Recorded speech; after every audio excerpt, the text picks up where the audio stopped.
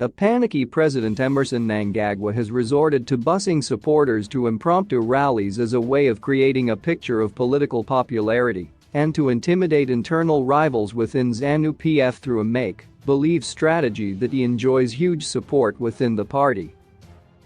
The command rallies are also aimed at countering opposition MDC alliance leader Nelson Chamisa, who has been drawing huge crowds in his Meet the People campaigns in hitherto no-go rural areas, analysts have said.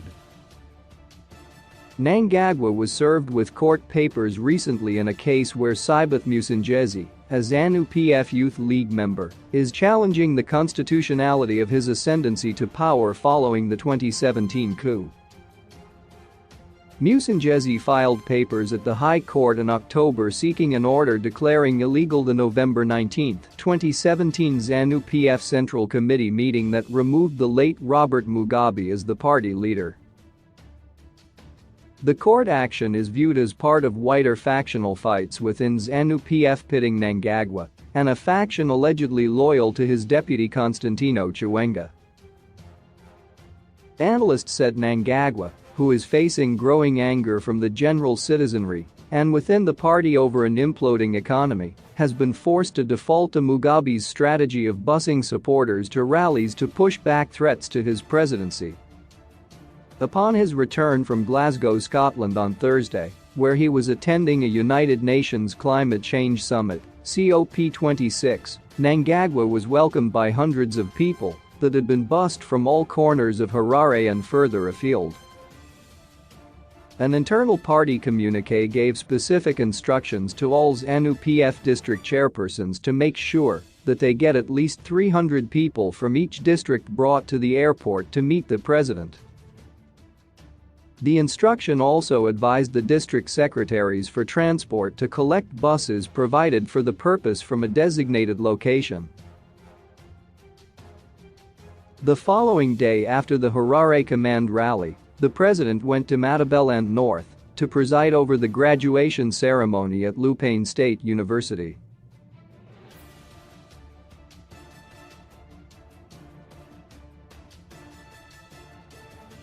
Hundreds of people were, therefore, bussed to the airport to cheer the president at this impromptu rally. Most of those that get on the buses are usually those that are benefiting from ZANU-PF's system of political patronage and fear victimization and deprivation. They have been allocated marketplaces, received controversially allocated residential stands, or owe the party one favor or the other.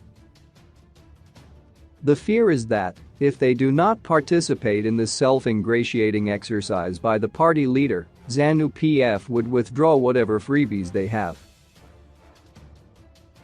The idea of Mnangagwa commandeering Zupco buses to bring crowds to his rallies is a clear sign of his fears of the ongoing internal power struggles within ZANU-PF. Bringing crowds to himself is a pushback on calls within the party and outside for him to leave office for allegedly failing to deliver on his promises.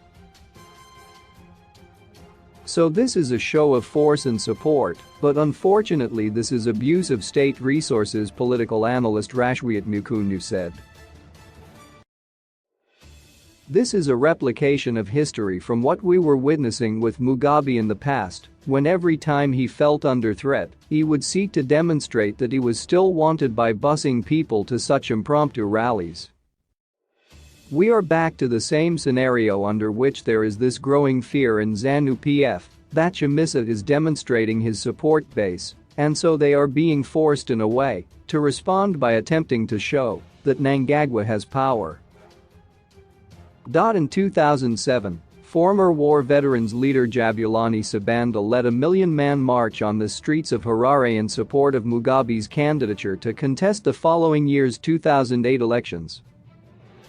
Many thousands of ZANU-PF supporters were ferried into Harare from all over the country by buses and trains.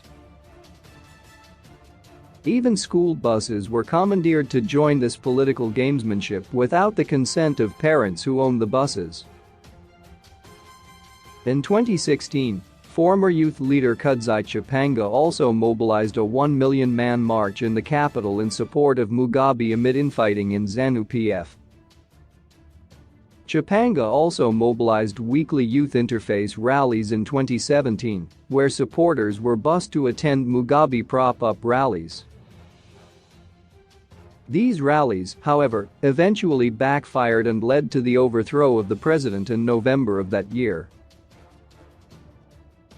Bulawayo-based commentator Effiong Cube accused Mnangagwa of bleeding the struggling ZUPCO for political expediency. The party survives on abuse of power and corruption. It is feeding from state resources and abusing state institutions, commandeering a parastatal like ZUPCO to transport party supporters to a rally, Cube said. He said this abuse of state resources for electioneering purposes was likely to lead to disputed elections in 2023.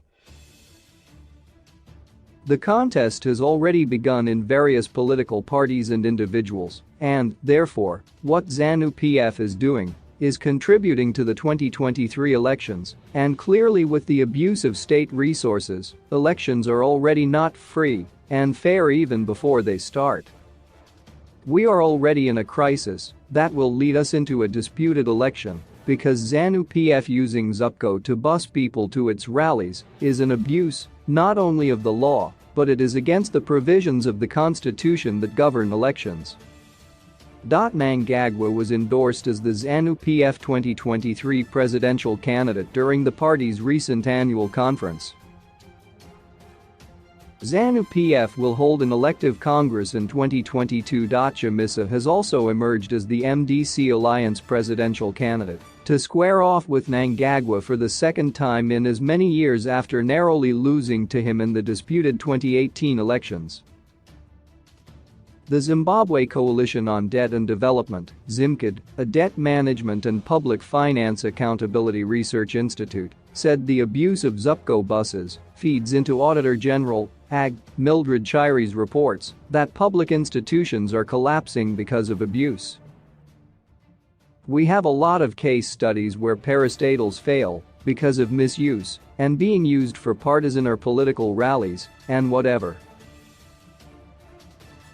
For me, as a taxpayer, I would want to know if they, ZANU-PF, are paying for these services because this is taxpayers' money. ZUPCO is a state enterprise, and if you look into the AG's reports, most of them are in arrears on everything. This is because the resources are used for political party politics, ZIMCD's Florence Ndlovu said. Mukundu said probing whether ZANU-PF was paying for the ZUPCO services in the spirit of accountability and transparency was difficult because of the naked conflation between the transport company and the ruling party. This, he said, sounded a death knell to ZUPCO and inconvenienced the commuting public a great deal. The challenge to the state-owned enterprises is that they are essentially cookie jars for ZANU-PF, and there is no attempt at all to ensure that these entities are transparent and are managed in a manner that promotes the interests of the people of this country, Mukundu argued. Government spokesperson Monica Mtsvangwa promised to respond to emailed questions on the issue, but had not done so up to the time of going to print yesterday. According to Ndlovu, approaching the courts to seek redress on the abuse of these public assets such as ZUPCO was not likely to yield results.